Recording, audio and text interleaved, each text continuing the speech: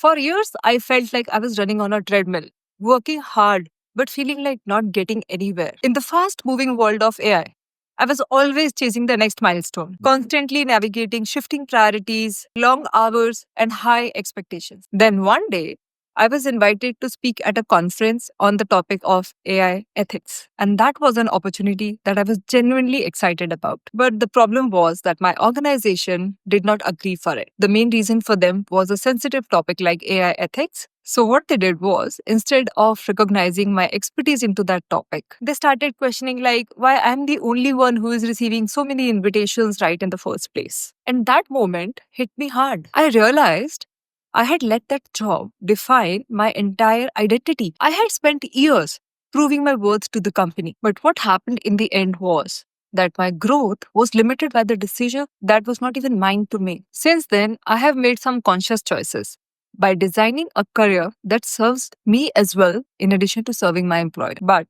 I learned these lessons the hard way because I did not have the right mentors back then. So, in this video, I am going to share 4 pieces of career advice that I wish I had in my 20s.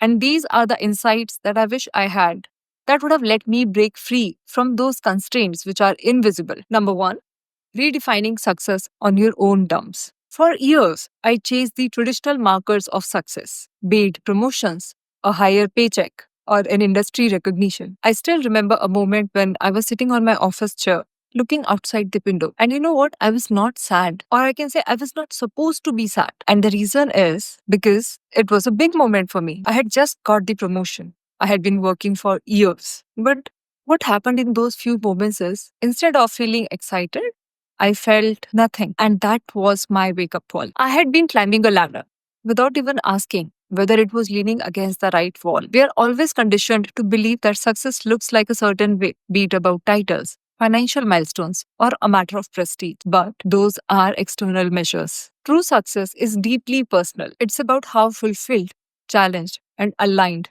do you feel in your work and life overall. So, here is an exercise. Ask yourself this: if no one could see my title or the salary that I take home, how would I define success? Would it be more time with family or the ability to work on things that genuinely excite you? It could be more autonomy, the freedom to say no. And here is the thing: the earlier you redefine success on your own terms, the sooner you stop chasing someone else's dream. And this takes me to point number 2. That is the invisible scripts that are holding you back. Growing up, I was taught that a stable job is the ultimate security. And the conventional success recipe is get a good degree, land a high paying role, and work your way up. And this particular script was so ingrained in me that when opportunities came that involved following a different path, I totally dismissed them until one day when I met someone who shattered that belief. This particular person that I'm talking about was leaving a high paying corporate job to start working on their own. And like most of the people in the office were already thinking about it, I went to that person and asked that, aren't you afraid of losing stability? And you know what that person's answer was? The real risk was staying in a situation where I had no control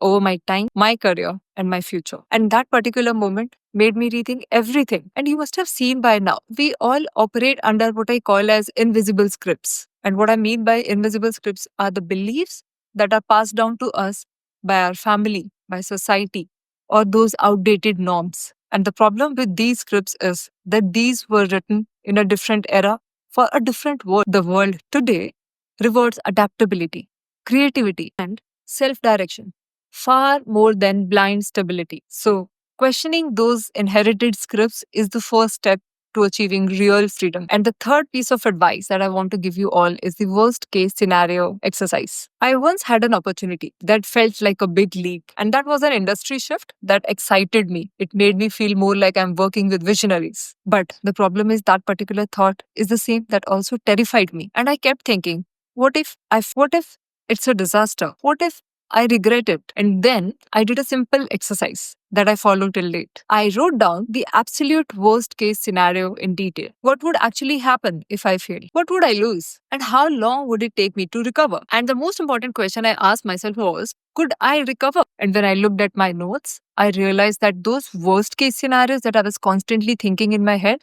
were not that worse at all. At worst, what maximum could have happened? At worst, I could lose some money. I might need to have an awkward conversation with my family about why that particular move didn't work out. But now, I also asked, what is the best case scenario? The upside, the growth, the new meaningful relationships, the opportunities that genuinely make me feel excited, like I'm gearing up for work. This upside far outweighed the downside that I was constantly worrying about. And this particular realization, this upside and downside analysis, gave me that necessary push that I was afraid of taking. And over the years in my career, I've seen that most people never take that leap because they let fear magnify the unknown. But when you actually define the worst case scenario, it shrinks fear's power on you. It's time for the last career advice that I want to give you today. Why your job is a business transaction and not your identity. A friend of mine was one of the most dedicated employees I ever knew. He put in extra hours, went above and beyond, and treated the company like his own. He was under the impression that his loyalty would be rewarded. And then came the restructuring. During that reorg,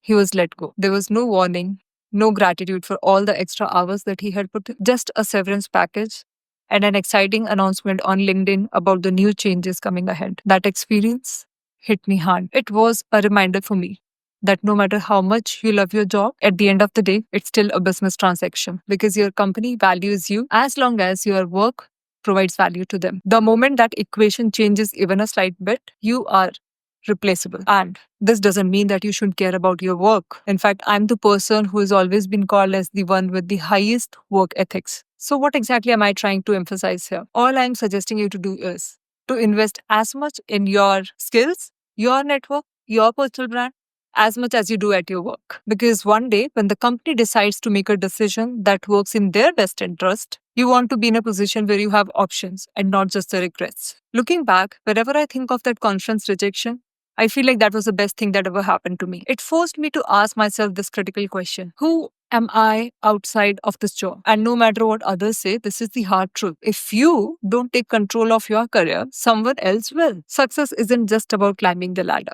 Take it from me as someone who has experienced it firsthand. It's also about checking the wall against which it is leaning, and that too on a timely basis. It's about questioning those old beliefs, learning to take risks, and the most critical part, never ever outsource your identity to your company. So here is my challenge to you. Which of these shifts that I talked about do you need to make right now? Drop a comment below. I would love to hear your thoughts. And if you found this video valuable, don't forget to like, subscribe, and share.